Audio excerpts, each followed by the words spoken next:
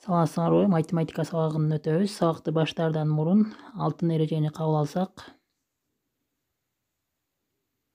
Берилген маалыматты кунт коюп багабыз. Алган маалыматты эсибизге тутабыз. Берилген тапшырмаларды өз убагында аткарабыз.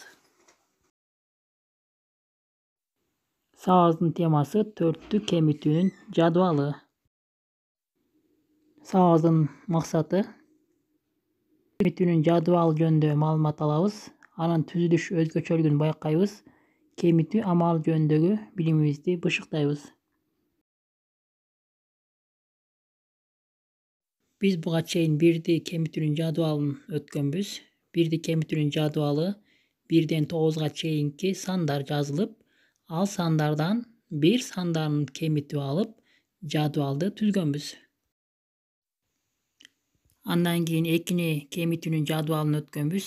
Экинин жадыбалы 2 санынан башталып, 9га чейинки сандарды жазып, 2 санын ар бирин кемитип алып, 2нин жадыбалын түзгөнбүз.